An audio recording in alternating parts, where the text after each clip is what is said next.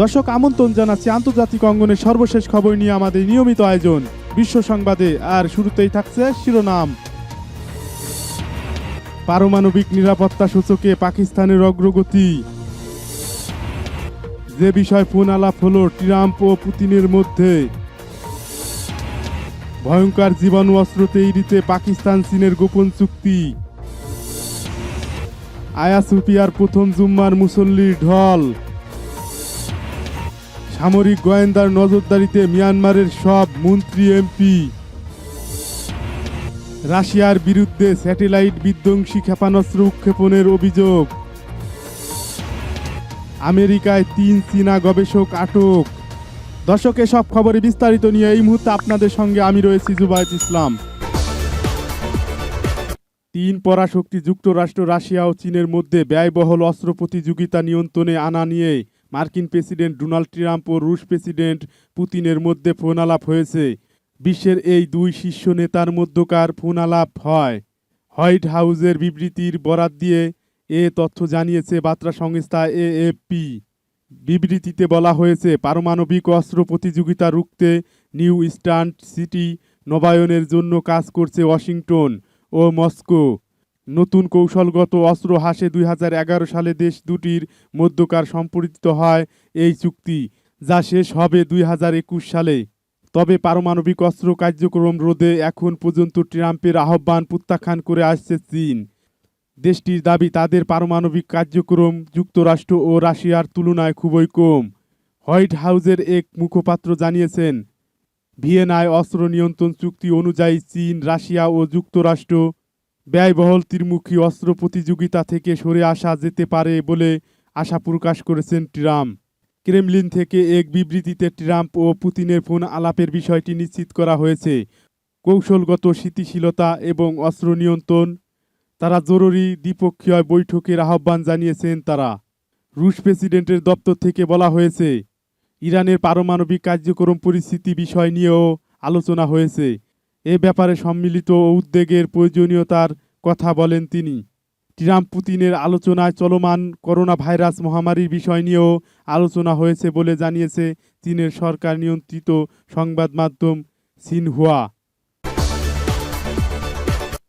ভারতের সঙ্গে সীমান্ত নিয়ে বিরোধ এবং পশ্চিমা শত্রু রাষ্ট্রগুলোকে শায়েস্তা করতে ভয়ঙ্কর জীবাণু অস্ত্র তৈরির ব্যাপারে পাকিস্তানের সঙ্গে 3 বছরের গোপন চুক্তি করেছে চীন।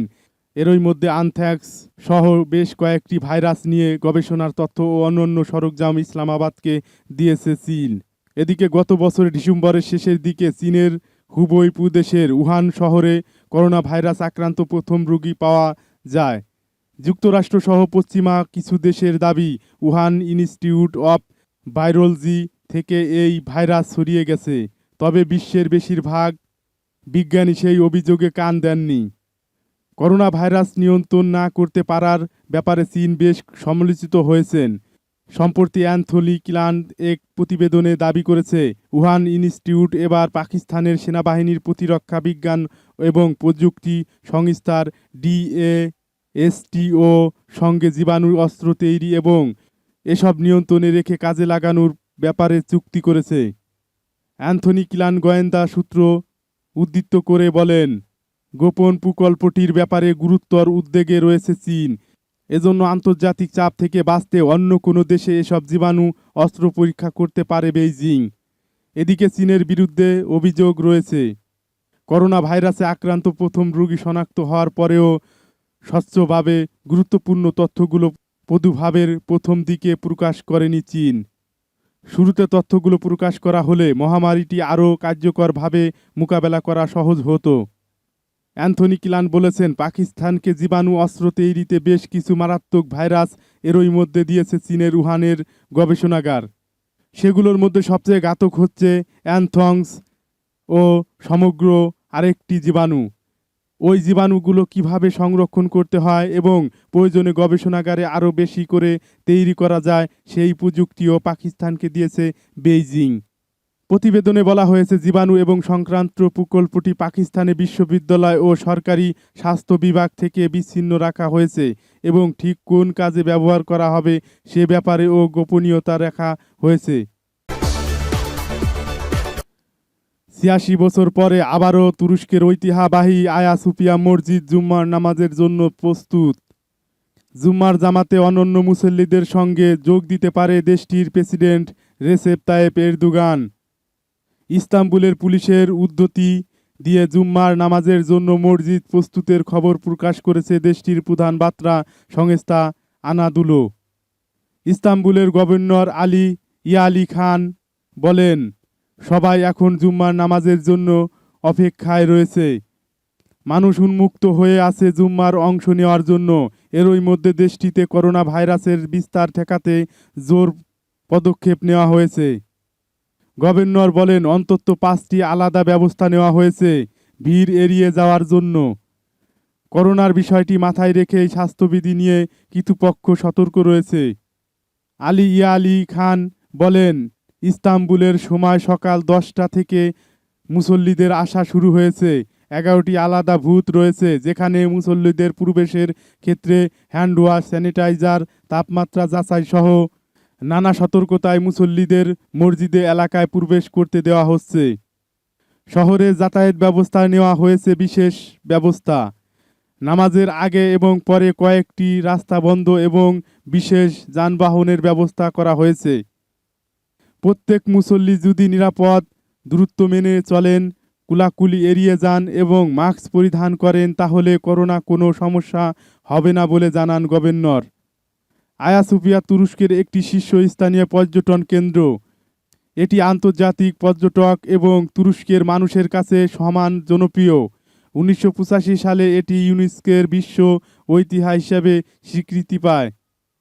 তুরস্কের শীর্ষ আদালত 10 জুলাই আয়া সোফিয়াকে 1934 সালে তৎকালীন সরকারের জাদুঘরে পরিণত করার আদেশটি বাতিল করেন। এতে আয়া সোফিয়া আবারও পূর্বের অবস্থায় ফিরে যায়। রায়ের কয়েক মিনিটের পরে প্রেসিডেন্ট রেসেপ তাইয়েপ এরদোগান এটিকে মসজিদে হিসাবে আনুষ্ঠানিকভাবে ঘোষণা করার জন্য আদেশ জারি করেন। মিয়ানমারে অবসান হচ্ছে না সামরিক হস্তক্ষেপ। দেশটিতে দীর্ঘদিন পর গণতান্ত্রিক সরকার ক্ষমতায় এলেও কার্যত শাসন চলছে সামরিক। সেখানকার সাবেক সাময়িক একনায়ক সরকারের মতোই বর্তমান সরকারের মন্ত্রী ও এমপিদের সবাই দেশটির সেনাবাহিনীর নিয়ন্ত্রিত গোয়েন্দাদের নজরদারির শিকার হচ্ছেন। এমনকি একজন মুখ্যমন্ত্রীও এই নজরদারির বাইরে নেই। এজন্য সামরিক গোয়েন্দা বাহিনীর উপর ক্ষুব্ধ মন্ত্রীদের অনেকেই। নজরদারি বন্ধ করতে বিভিন্ন অনুষ্ঠান ও সংবাদ সম্মেলনে গোয়েন্দা অনুপ্রবেশ ঠেকাতে পদক্ষেপ নিচ্ছে সরকার। খবর ইরাবতীর। প্রতিবেদনে বলা হয়েছে, সাবেক সাময়িক শাসন আমলের মতোই স্টেট কাউন্সিলর অং সান সুচির বর্তমান সরকারের প্রত্যেক মন্ত্রী সেনা নিয়ন্ত্রিত গোয়েন্দাদের তীক্ষ্ণ নজরদারিতে রয়েছেন। বিষয়টি আমলে নিয়ে বর্বর এক সংবাদ সম্মেলন থেকে গোয়েন্দা বিভাগের স্পেশাল ব্রাঞ্চের বেশ কয়েকজন কর্মকর্তাকে বের করে দেন মান্দলয় প্রদেশের মুখ্যমন্ত্রী জ মিন্ট মং। ক্ষমতাসীন national League NLD vice president হিসাবেও দায়িত্ব পালন করেছেন তিনি। এদিন মিয়ানমারের এক জাতীয় দিবস অনুষ্ঠানে গণমাধ্যমের সঙ্গে এক আলোচনা সভায় যোগ দেন জ।